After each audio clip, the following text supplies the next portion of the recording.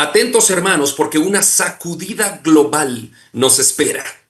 La batalla entre el rey del norte y el rey del sur.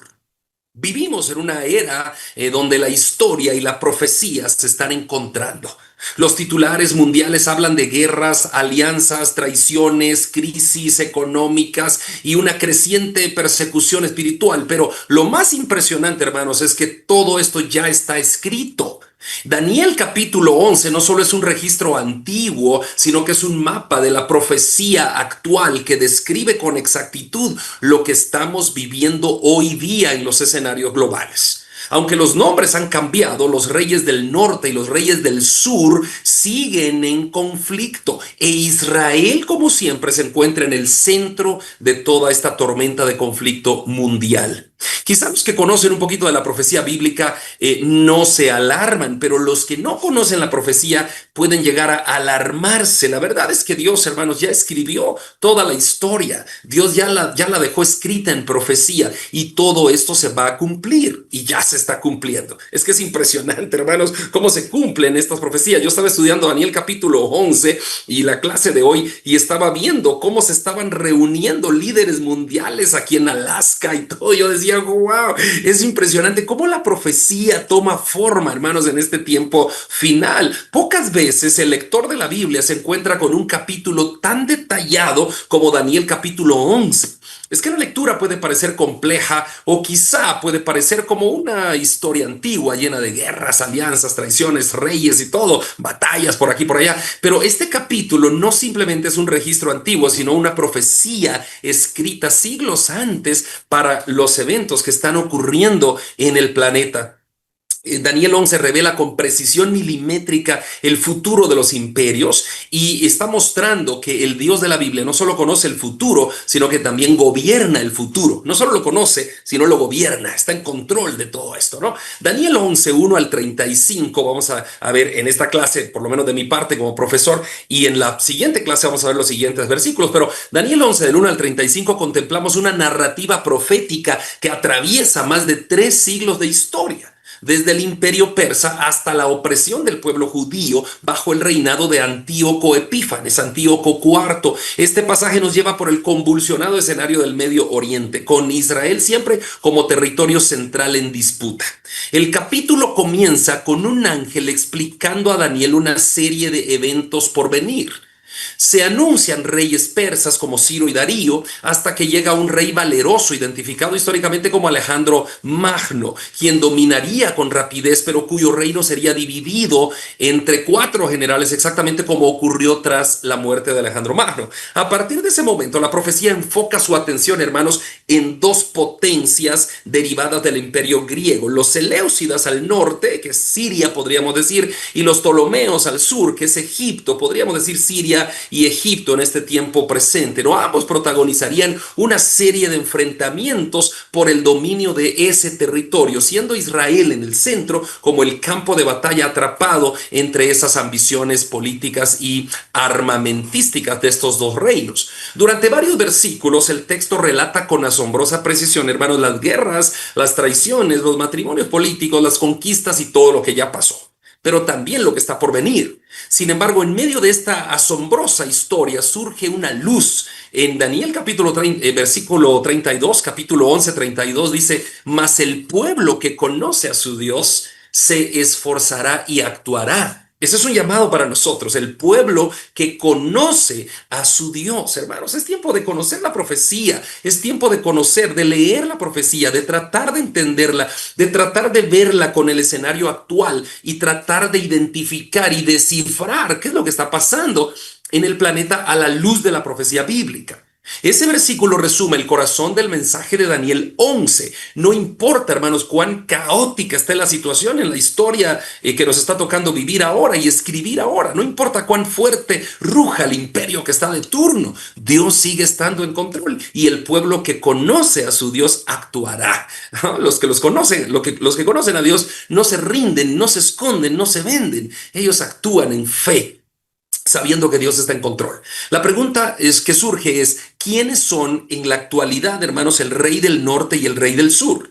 ¿Quiénes son ahora en el siglo XXI, rey del norte, rey del sur, que menciona la Biblia? Bueno, en el contexto original, el rey del norte representaba el imperio Seleucida, que es Siria y todas las zonas aledañas ahí al norte de Israel. Y el rey del sur, el imperio ptolomeico o Ptolomeo, que es Egipto y el sur de Israel, ¿no? Bueno, hoy, bajo una lectura profética, les voy a decir cuál es mi consideración. Yo creo que los otros profesores de este curso tienen quizás sus propias consideraciones, no necesariamente vamos a coincidir, pero de eso se trata la clase, de la amplitud de ideas, ¿no? Para poner sobre el escenario de esta clase qué podemos entender sobre estos dos reyes, el reino del norte y el reino del sur.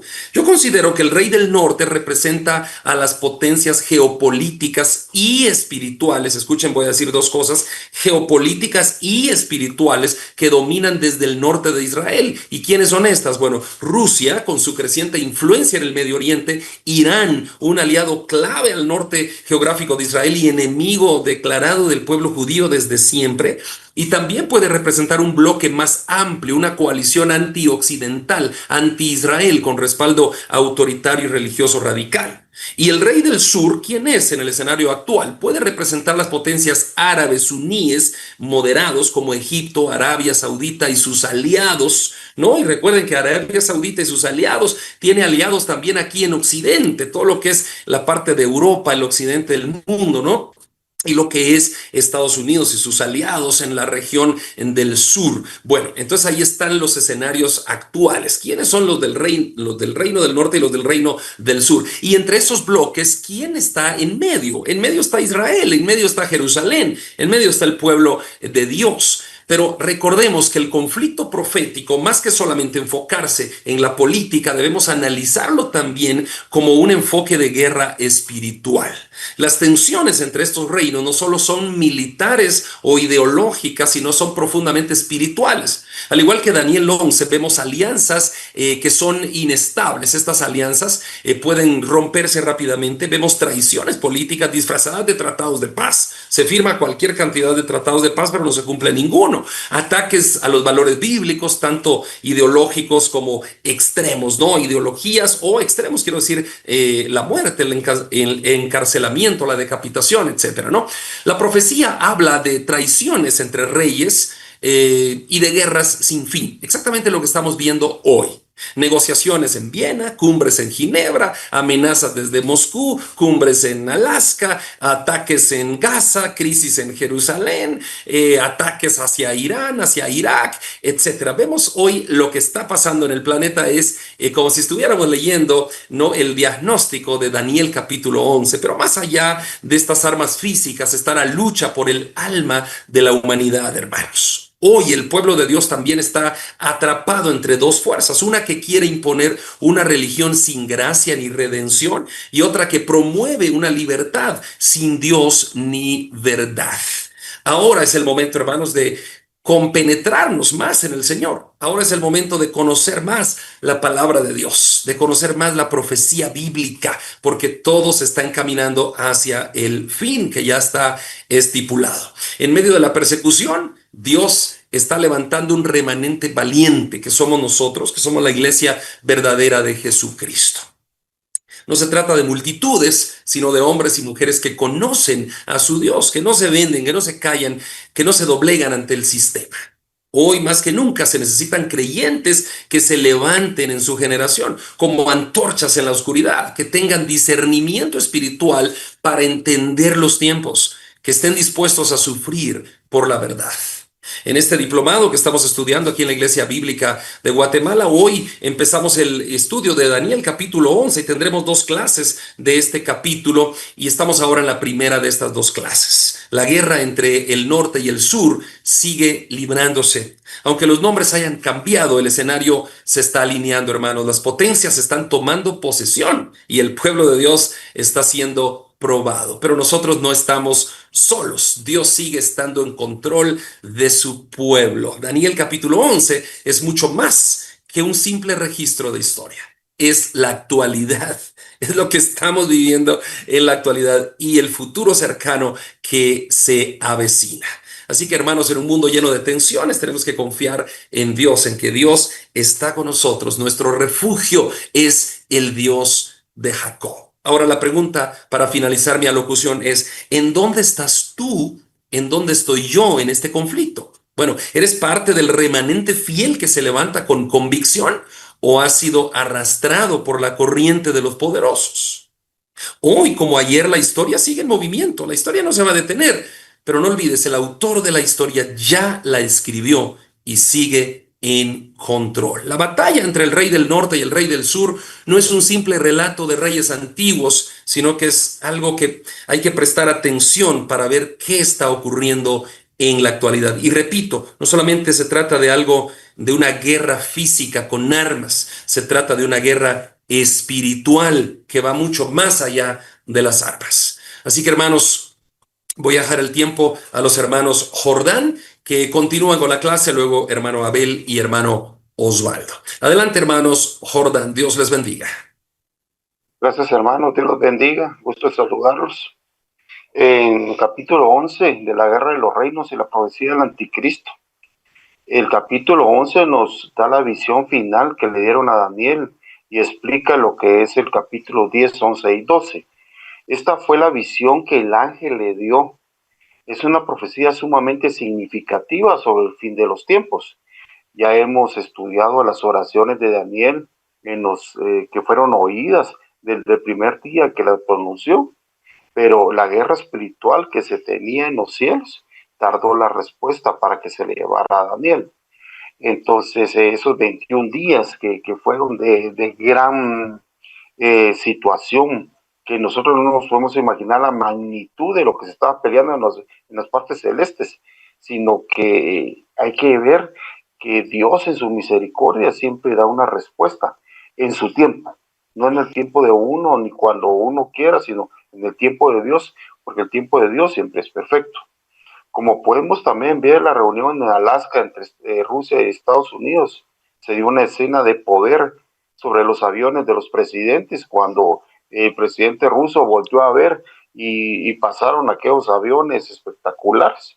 Entonces hasta apresuró el paso y vio que era tal vez un tira y encoge en el poderío que se estaba dando.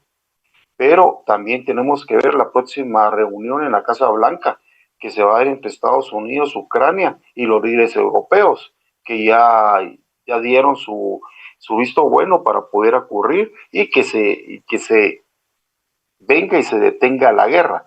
Pero esa guerra va a tener que tener consecuencias y las partes van a tener que ceder para que se detenga, pero no es la única que se está librando ni se va a librar.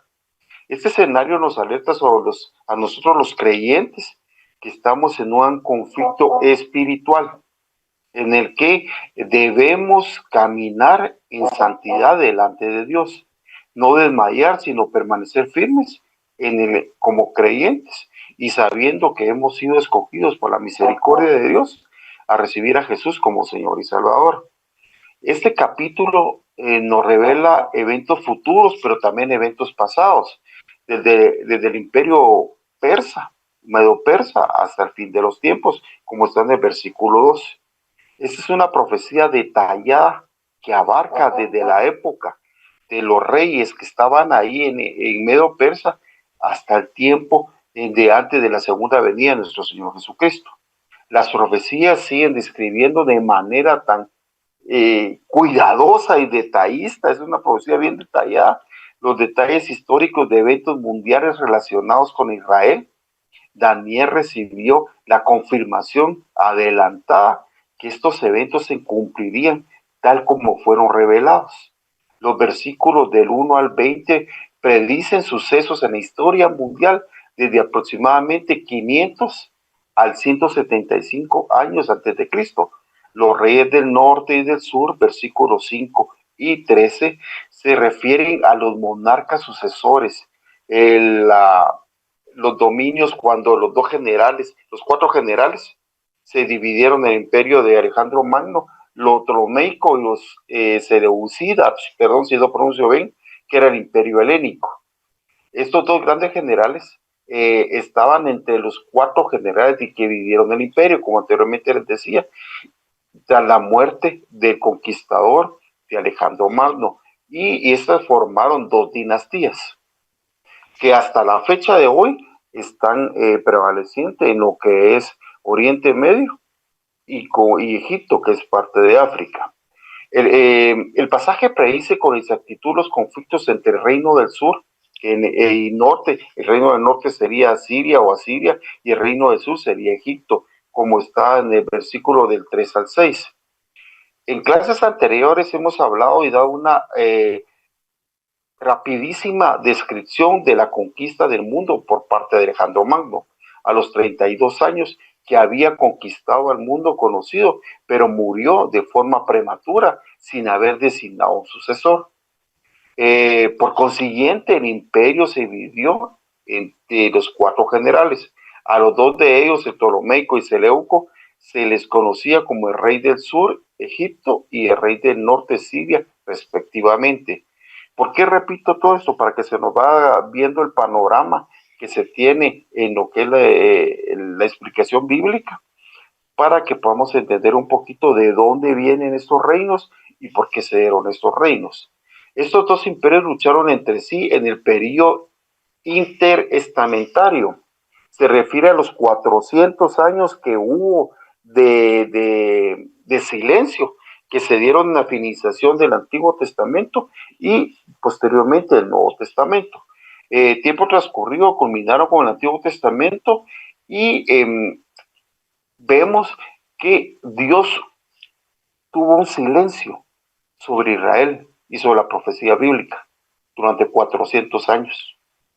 ¿Por qué lo hizo el Señor así?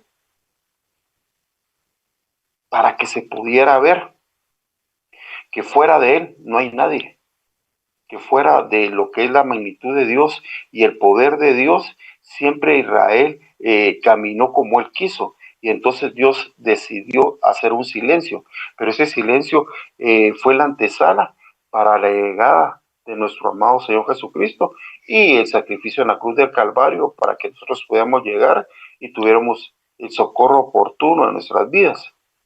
La tierra de Israel sirvió como puente geográfico entre los 2 imperios, se usó como campo de batalla, fue atacado repetidamente de ambas direcciones. Podemos ver que, como decía hermano antes, yo tenía el punto de vista de que el rey del norte sería Rusia, Irán, Asiria y Corea del Norte. Los países árabes y musulmanes, Egipto sería el rey del sur. Entonces ellos están manejando una política muy difícil, una política en la cual están tratando de su enemigo en común, es Israel, como todos lo sabemos, para venir y destruirlo y hacer la toma de posesión de esa tierra.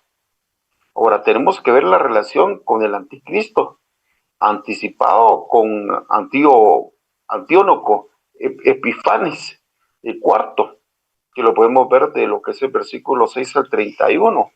Antíoco Epifanes fue un rey selucida que intentó helenizar a los judíos, les quiso poner como Nabucodonosor quiso hacerlo con los cautivos, de ponerle su religión y cambiarles de nombre. También Antíoco Epifanes trató de hacerlo al helenizar a los judíos y no lo pudo hacer, pero parte de lo que es el Antiguo como el Nuevo Testamento está escrito en griego. Entonces sí influyó lo que es la cultura en el pueblo judío, que hasta la fecha es parte de esa situación. Entonces, y también suprimió el culto en el templo de Jerusalén, lo que se conoce como la abominación desoladora, en el versículo 31. Estas profecías describen una serie de conflictos entre la dinastía Seleuca y la Ptolemaica. Entonces tenemos que ver nosotros que es una guerra, tanto física, pero también como espiritual, que se está dando actualmente.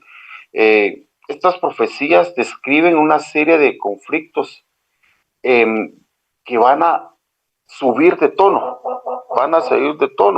pero al final lo que se trata de hacer es ver quién se queda con lo que es la tierra de Israel.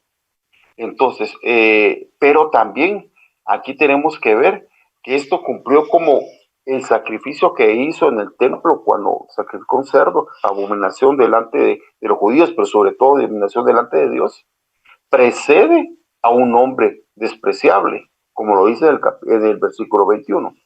Una conclusión que notamos que es que muchos aspectos de este versículo se refieren a lo que se va a suceder en el fin de los tiempos.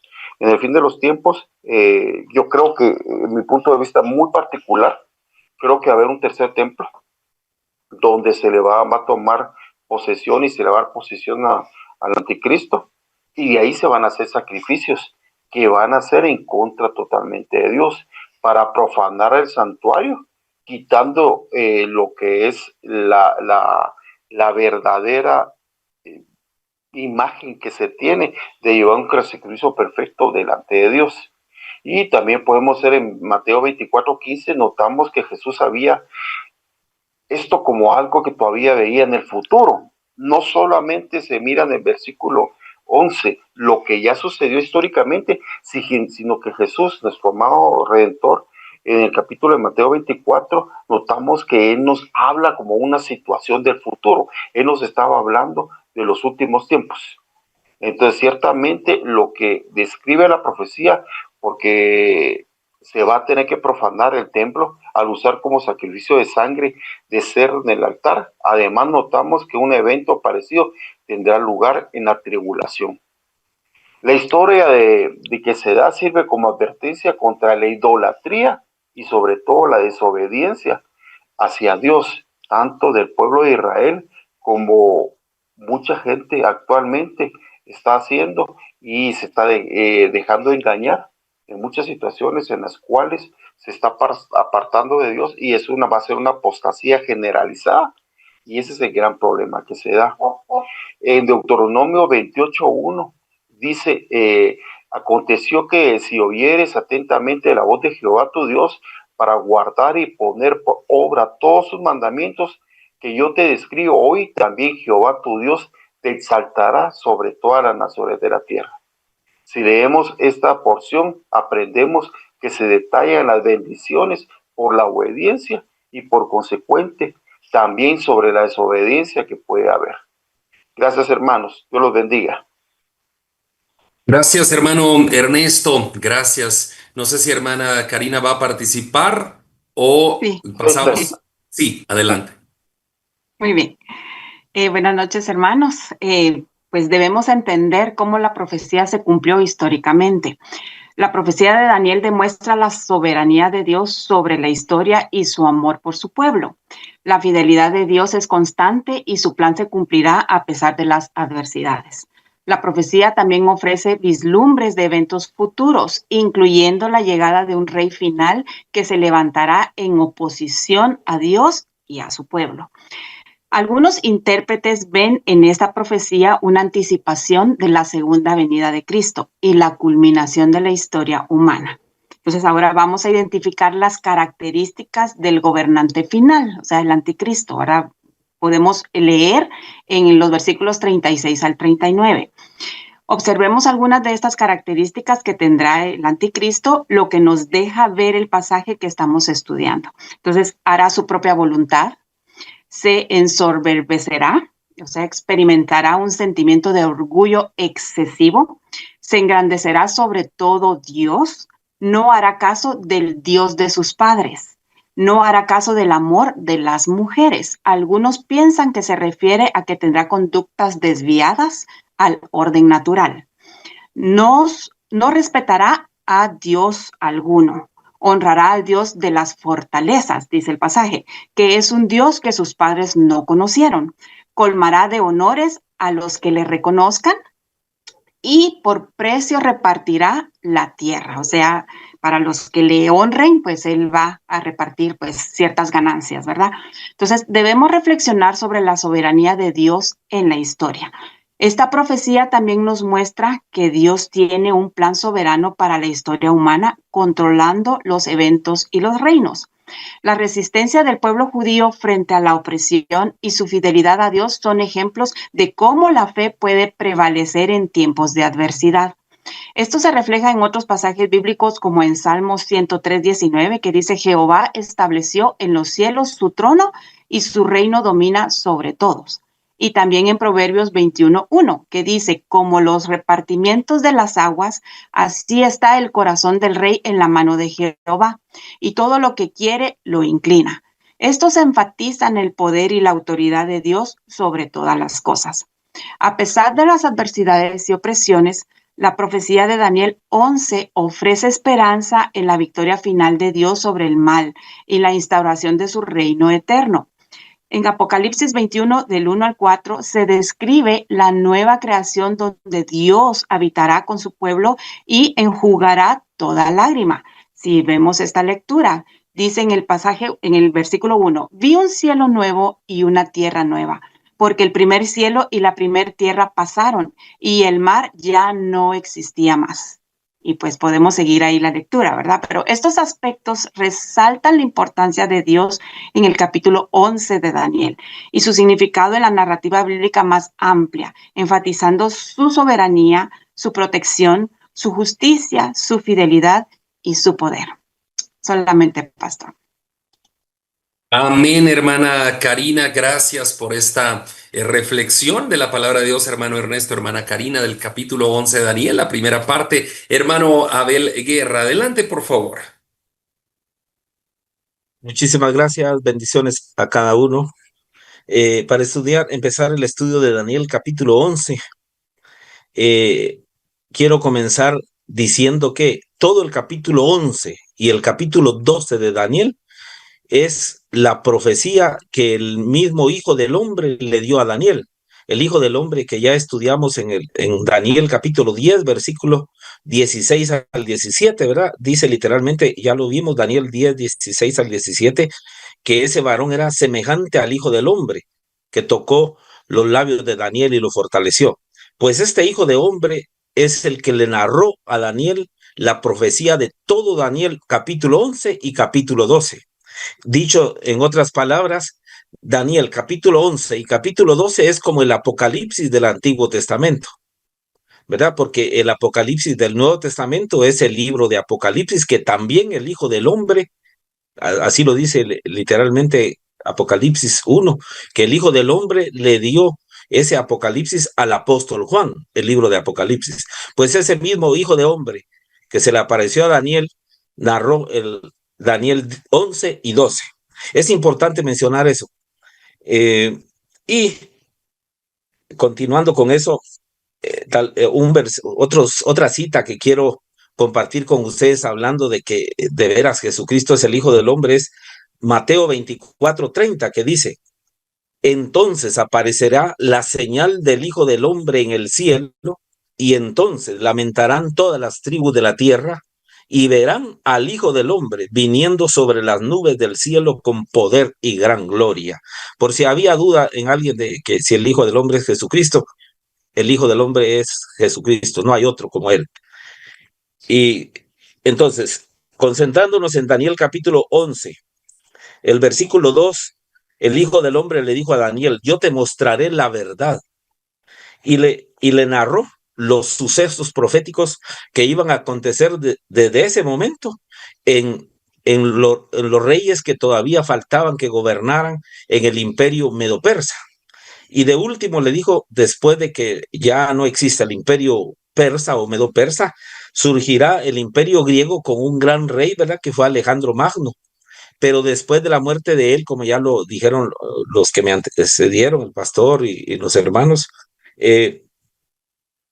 se dividió el imperio griego cuando murió Alejandro Magno en sus 4 generales. En otras palabras, se formaron 4 reinos pequeños. Era un gran imperio, el imperio griego, y se formaron 4 pequeños imperios, porque ya eran divididos. Pero entre esos 4 reinos que surgieron, hubieron guerras que se narran en todo el capítulo 11 entre el rey del norte y el rey del sur. Eran 2 de los 4, ¿sí? Rey del norte y rey del sur. Y en lo personal lo entiendo de que rey del norte, ¿por qué? Porque estaba al norte de Israel. Y rey del sur, al sur de Israel.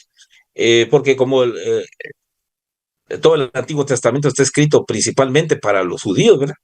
Entonces, rey del norte, repito, al norte de Israel, y en el tiempo que ya sucedió, como ejemplo de lo que sucederá en el futuro, ese rey del norte, que ya lo mencionaron los hermanos, que se autodenominaba Antíoco Epífanes, que Epífanes quiere decir Dios manifestado, o sea, se quiso nombrar que era divino.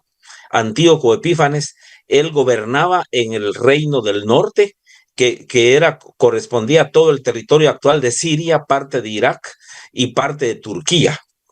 Pues de ese territorio surgió Antíoco Epífanes. Y narra todo Daniel 11, las guerras que tuvieron esos reyes contra el rey del sur, o sea, el que gobernaba en Egipto. Y ahí en el mismo Daniel 11 habla que es Egipto, eso no hay duda. Ustedes lo pueden comprobar al leer literalmente Daniel 11. Habla de que el rey del sur es Egipto. Pero, y en lo personal pienso lo siguiente. Pienso que el anticristo que surgirá de la cuarta bestia, o sea, del imperio romano, pienso que surgirá del mismo lugar de donde surgió Antíoco Epífanes, que era el rey del norte. Porque en varias citas de la Biblia dice que del norte se soltará el mal sobre este pueblo. Pero bajo el imperio romano, o sea, el mismo territorio que tenían estos reyes del antiguo imperio griego, de ese territorio, pero ya con el imperio romano. ¿Por qué? Porque en Daniel capítulo 7, como ya lo estudiamos en su oportunidad, estudiamos que la cuarta bestia fue y es el imperio romano. Y dice Daniel capítulo 7 que del imperio, versículo 23 al 27, habla de que de esa cuarta bestia surgirán 10 reyes y tras ellos surgirá un cuerno pequeño, un rey posterior que derribará a 3 reyes de los primeros. Así lo dice Daniel 7, 23 al 27, que lo estudiamos en su oportunidad. Pues este será el verdadero anticristo, el cuerno pequeño que surgirá del imperio romano, de la cuarta bestia. Porque, como ya lo estudiamos en su oportunidad, primera bestia, imperio babilónico; segunda bestia, imperio medo-persa; tercera bestia, el imperio griego, con Alejandro Magno a la cabeza; y cuarta bestia, el imperio romano. Y la Biblia dice que después de esa cuarta bestia, el reino será dado a los santos del Altísimo. Por lo tanto, el anticristo surgirá del cuarto imperio, del imperio romano, pero en lo personal pienso que surgirá de ese mismo territorio de donde surgirá Antíoco Epífanes. Eso no lo puedo asegurar, ¿verdad? Pero así es, así lo pienso por el hecho de que Antíoco Epífanes, que fue el tipo del anticristo, surgió de ese lugar. ¿Y qué hizo Antíoco Epífanes? Ya los hermanos lo dijeron.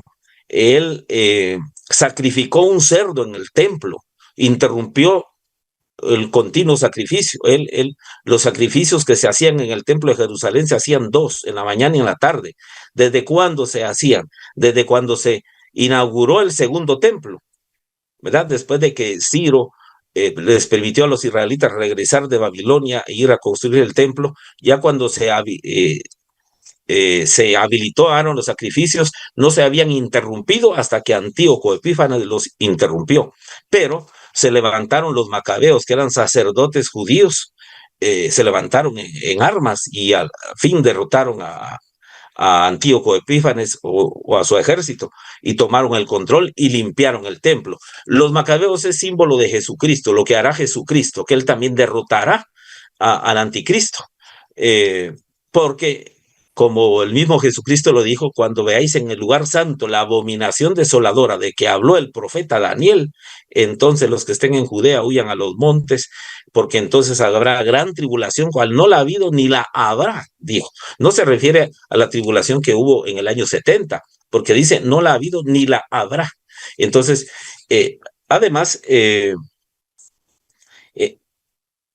pero Jesucristo será el que culminará, digamos, el que derrotará al anticristo, según Apocalipsis capítulo 19, apresará a la bestia, dice Apocalipsis 19, y al falso profeta, y los lanzarán al lago de fuego. Entonces, todo eso, en otras palabras, ya el anticristo, como ya lo dijeron los hermanos, ya se comienza a mencionar desde Daniel capítulo 11:36, que quiero leerlo. Daniel 11:36 dice: y el rey hará su voluntad, y se ensoberbecerá y se engrandecerá sobre todo Dios, y contra el Dios de los dioses hablará maravillas, y prosperará hasta que sea consumada la ira. ¿Cuál ira? La ira del Cordero. O sea, solo Jesucristo será el que derrotará a este anticristo cuando la ira del Cordero sea derramada. La ira del Cordero no ha sido derramada. El Cordero no, por eso está, por ejemplo, como estudiábamos en capítulo 10, se le aparece el príncipe de Persia y el Cordero todavía no derrama su ira. Pero cuando el Cordero derrame su ira, como dice Apocalipsis capítulo 16, todos lamentarán. Entonces, pero eso va a ser ya cuando el anticristo profane y ponga la abominación desoladora donde no debe colocarse. Pero gracias a Dios, esa es la buena noticia. Jesucristo ha tenido el control, Dios siempre ha tenido el control y Dios siempre tendrá el control. Porque si Dios con nosotros, como dice la palabra del Señor, ¿quién contra nosotros? En el próximo martes, si Dios lo permite, en lo personal estaré meditando más sobre la ira del Cordero. Dios les bendiga, hermanas y hermanos. Dios le bendiga, hermano Abel Guerra. Gracias por su excelente participación en la clase de hoy. Como siempre, hermano Osvaldo, adelante por favor y después preguntas, respuestas o comentarios de nuestros hermanos. Adelante, hermano Osvaldo. Buenas noches a todos. Yo quiero centrar la conclusión de hoy en los versículos 32 al 35, ¿verdad? Que ya hablamos ahí de este último rey que hará todas estas cosas, pero en el versículo 32 dice que este rey corromperá con halagos a los que hayan renegado del pacto, ¿verdad? Pero acá viene lo importante: pero los que conozcan a su Dios, o sea, al Dios verdadero, se le opondrán con firmeza. O sea que sí habrá una oposición, pero ¿de quién vendrá? De los que conocen a Dios, de los que conozcan al Dios verdadero. Y dice, y los sabios, hablando de ellos, instruirán a muchos, aunque durante algún tiempo morirán a filo de espada, o serán quemados, o se les tomará cautivos y se les despojará de todo. Cuando caigan recibirán muy poca ayuda, aunque mucha gente hipócrita se les unirá. O sea, ¿a qué nos suena esto? A una persecución, ¿verdad? A una persecución provocada porque las personas que sí conocen quién es este rey, que sí conocen que hacen lo que saben que lo que este rey hace está mal, no se van a quedar callados. No, ¿por qué? Porque conocen a su Dios. Entonces eso nos enseña muchas cosas. Uno, que tenemos que estar listos, ¿verdad? Pero también eso habla del carácter de las personas que conocen a Dios. Por eso cuando hay una persona que está hablando mentiras, que está hablando en contra del Dios verdadero, que está predicando mentiras y haciendo cosas, los que conocen a Dios se levantan y dicen, no, eso no es cierto, y la verdad tiene que salir a flote. Muchos dicen, ¿verdad? No hay que debatir con estos falsos maestros. No, Dios también a ellos los usa, ¿verdad? O hay que respetar, ¿verdad? Las creencias de todos, no importa. Pero acá dice, o en el momento de que pase con el anticristo, muchos van a decir, no digas nada, te van a matar, no digas nada porque te van a perseguir. No, pero es que no se puede, porque los que conocen a Dios se opondrán con firmeza. O sea, no se puede ser tibio, o es frío o es caliente, no se puede ser tibio, ¿verdad? Pero acá en el versículo 35 dice, algunos sabios caerán, pero esa prueba los purificará y perfeccionará, para que cuando llegue la hora final no tengan mancha alguna. Y dice, todavía falta mucho para que llegue este momento preciso. O sea, las pruebas, la persecución, son el último filtro, ¿verdad? Que Dios usará para purificar y para perfeccionar a los santos. Entonces, como conclusión de esta noche es que nosotros debemos de conocer a Dios. conocemos a Dios, conocemos al Dios verdadero, al Dios de las Escrituras, tenemos una relación con Él, debemos enfocarnos en eso y estar preparados para que, ya sea en ese momento o cuando sea necesario, estar preparados para defender la verdad, para oponernos al mal firmemente. Y este tipo de pruebas nos sirven para perfeccionar y para purificar la obra que Dios hace en nosotros. Entonces hay que estar preparados. Esa es la conclusión para esta noche. Gracias, hermano Osvaldo, gracias, hermano Abel, hermano Ernesto, hermana Karina, gracias, hermano Osvaldo, por esta conclusión. Hay que estar preparados y hay que conocer al Señor. Lo que hermano Osvaldo decía es una de mis pasiones, ¿no? No vayan a creer que mi pasión es hablar de otros predicadores. No, de hecho, ni siquiera menciono los nombres de otros predicadores en el púlpito ni aquí en las clases. Mi pasión es hablar de la verdad de la Biblia y por eso me paso llevando un montón de supuestos predicadores, porque el que conoce a su Dios actuará. O sea, no se quedará callado, actuará. Ahora la pregunta es, ¿estamos actuando nosotros, hermanos? ¿O estamos callados ante lo que se está haciendo de aberraciones en contra del nombre del Señor? Bueno. No voy a seguir, así que preguntas, respuestas, tratamos de apoyarles en lo que Dios nos permita saber y con la ayuda ahí de la Biblia, la tecnología y todo, tratar de apoyarles, hermanos. Adelante si tienen dudas, preguntas, comentarios, sugerencias, lo que sea. Adelante, hermanos. ¿Quién quiere hablar? Levante su mano virtual. Adelante, hermano Kenneth Galindo. Muchas gracias, Pastor Anthony, y buenas noches a todos. Mi pregunta sería, si un escogido, un verdadero creyente, alguien que está siendo salvo, puede en la actualidad involucrarse en la política con el objetivo de llevar a la presidencia.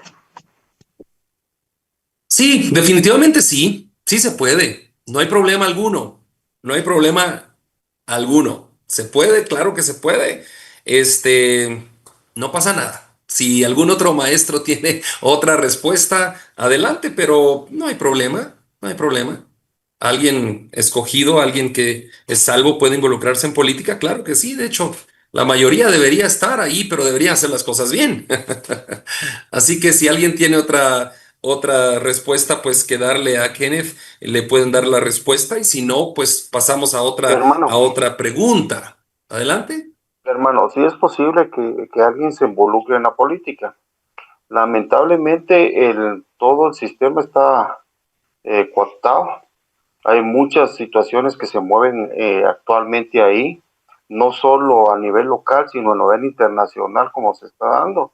Entonces, tendría que saber a qué se mete, porque no es tan fácil que él quiera o muchas veces le han profetizado que va a llegar a ser presidente o algo, sino que tiene que saber las condiciones y principalmente si tiene el llamado y confirmación de Dios para poder involucrarse. Sí es importante que los cristianos también pongan su parte, conociendo que son temerosos de Dios y que, tampoco dejan legislar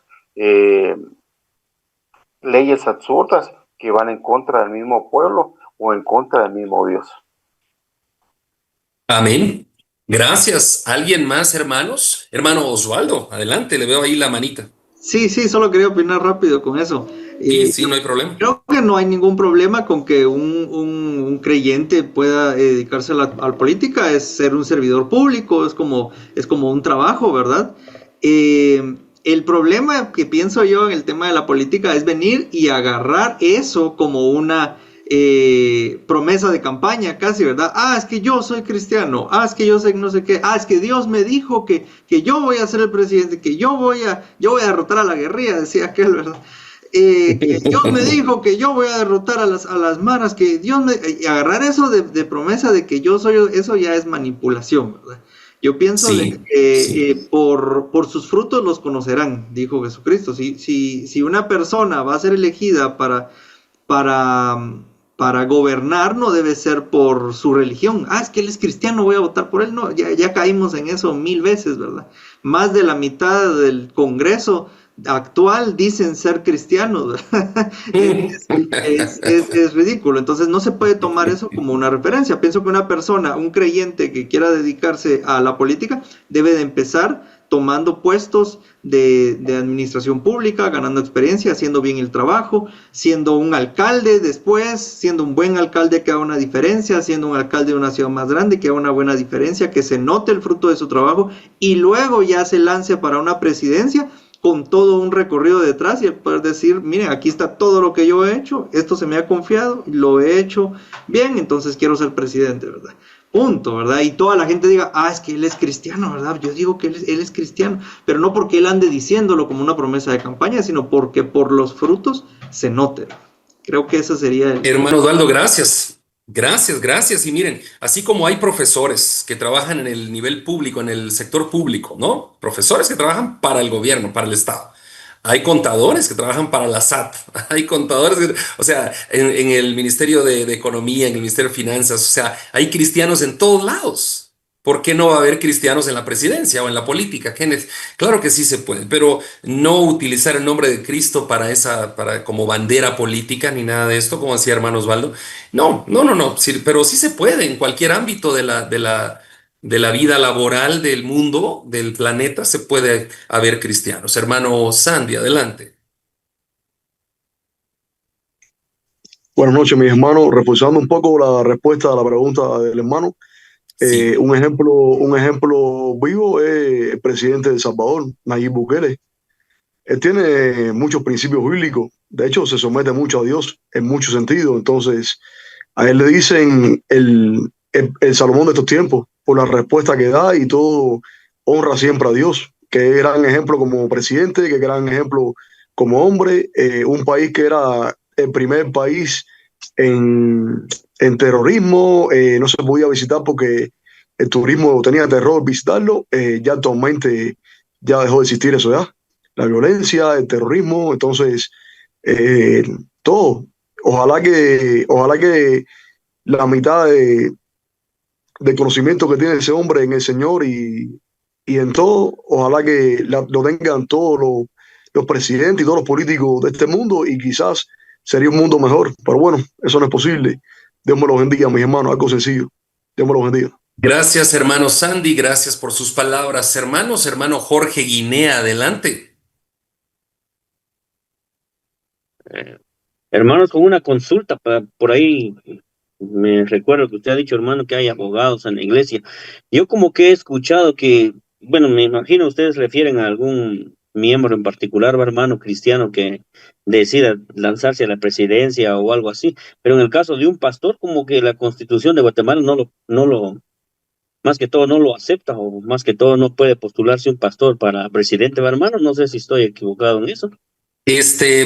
Yo tendría que ver la Constitución Política de la República de Guatemala para responderle de acuerdo a la Constitución, pero creo que sí, que no es posible para un pastor involucrarse en eso de acuerdo a la Constitución Política, y de hecho de acuerdo a la palabra del Señor tampoco lo veo que sea factible, que sea bueno, porque el ministerio más grande es ser pastor en una iglesia y no presidente de una república. O sea, si alguien lo ve así, pastor de una iglesia es mucho más grande ministerio que ser presidente de una nación, que es un ministerio, digámoslo así, un servicio, pero no se compara con el de pastorear almas y llevar almas a Cristo, al cielo, ¿no? Así que si un pastor deja el pastorado por meterse a la política, ahí sí yo creo que está totalmente equivocado. Eso no sería aceptado bajo ningún punto de vista por mi persona, de acuerdo a lo que entiendo de las escrituras, porque lo mejor es primero el Señor y después lo demás, ¿no? Y si alguien quiere involucrarse a la política siendo miembro de la iglesia, pues enhorabuena, que se involucre, adelante. No sé si alguien más quiere participar. Gracias, hermano Jorge. Y hermano, y eso ya pasó aquí en Guatemala. Una iglesia que estaba en la zona 14 tuvo que renunciar al pastorado para poder tirarse a la presidencia, y dejó de ser pastor lo celestial y no ganó, ¿va? Gracias. Claro que sí. ¿Alguien más tiene comentarios, hermanos? Tenemos unos minutos y si no, pues nos despedimos. Vamos a esperar unos 20 segundos y voy a recapitular y a confirmar la fecha de graduación. Sería el domingo 5 de octubre, hermanos, anótenlo ahí, domingo 5 de octubre nos graduamos de este diplomado en la Iglesia Bíblica de Guatemala. Para los que nos ven por YouTube, por Facebook y por las redes sociales, nos preguntan, ¿puedo todavía estar en el diplomado? Ya no, porque ya llevamos más de 6 meses de estudio, o sea, ahorita ya no, ¿verdad? Ahorita solo seguirlo por el YouTube y el Facebook y listo, ¿no? Pero ya no puede ser parte ahora de la graduación porque ya avanzamos tanto. Bueno, así que vamos a terminar esta clase de hoy. Hermano Sandy, diríjanos con palabras finales de oración, querido hermano.